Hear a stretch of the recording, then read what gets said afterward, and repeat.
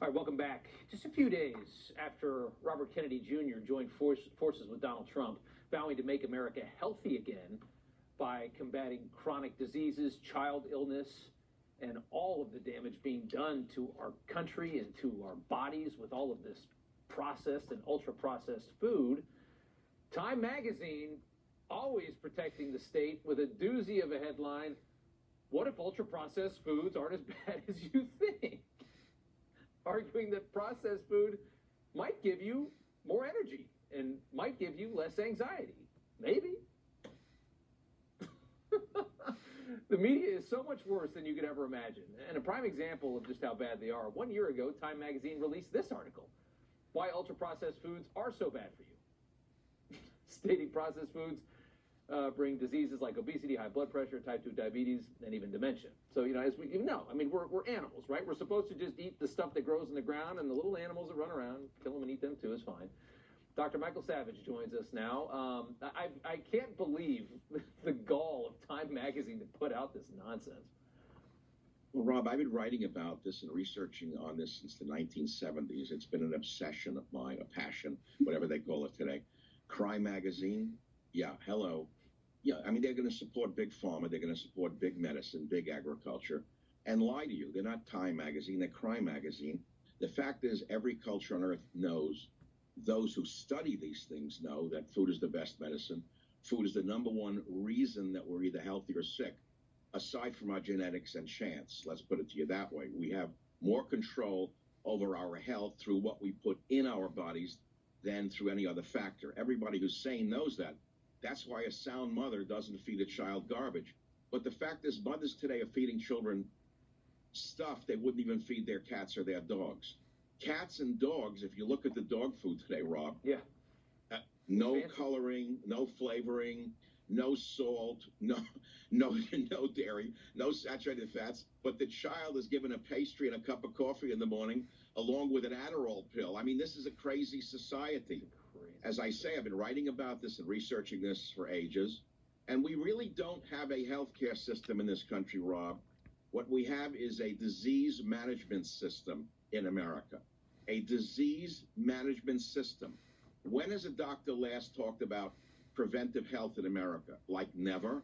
And yet, when I was working for my higher degrees, I was studying food is the best medicine, the Chinese adage, which is food is the first medicine, then herbal medicine, and then, of course, we go to pharmaceuticals if we need them. I've used them. We all know they're life-saving, but it shouldn't be the first intervention. It should be the last intervention. First intervention is what we do with ourselves, but we don't know this anymore. I don't understand how people have gotten so far away from commonsensical things. And as your former guests have said, and Kennedy, thank God, has brought this to light. The data is horrible. We're the unhealthiest nation on earth. 25 to 30% of kids, young adults now have pre-diabetes. I want to get the facts right. 20% of teens have fatty liver disease. 40% of teens now qualify as having a mental health disorder, so they can be put on toxic drugs. Of course, there's another factor in all of this that isn't being factored in this current discussion or these current discussions, Rob, which is the importation of 10 to 20 million illegal aliens on top of the billions who came before in the last 10 years, many of whom are coming here for free health care or free medical care, are coming here extremely sick. Yeah. And they're being thrown into the hopper of our so-called medical system, and we're paying the bill. How many of these people are coming here with diseases? I don't know. My grandfather came here. He had to go through Ellis Island. If they were sick, they were put into quarantine, or they were rejected and sent back home. We're getting people with chronic illnesses, with diseases that are easily spread. I don't have to list them here. And they are decimating our healthcare system, which is all very good for the pharmaceutical industrial complex. Sure, we all know that. Yeah, it's exactly right. You're making so many good points, and it's so scary to see how we just have such a broken.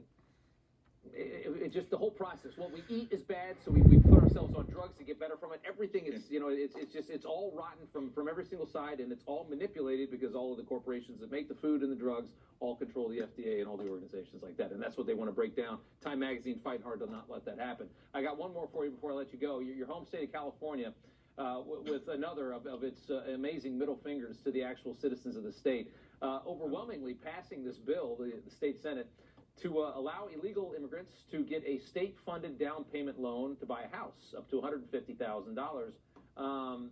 I guess you guys have just way too much money in California. I thought you had budget problems, but it sounds like you have way too much money. We don't know if Newsom's going to sign this thing. One thing it would do, though, it would make sure to keep your housing prices nice and high in California.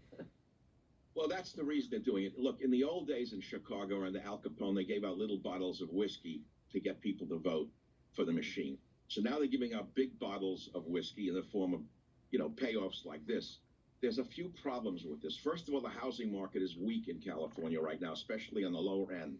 This is a great way for the government, the Democrat shill machine, to prop up the housing market, which is on shaky ground right now, number one.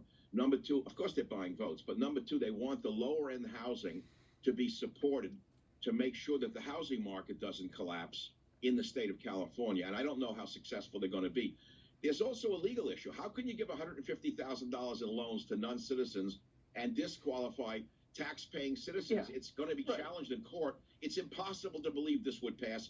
And I don't actually think Governor Newsom, who wants to be seen as a moderate, will sign this. Yeah. I don't think so. Yeah, Newsom's turned into a totally different person in the last couple of months, which is interesting as well. Dr. Savage, we appreciate it. Thank you, sir. I'll do a Tim Waltz. Namasha.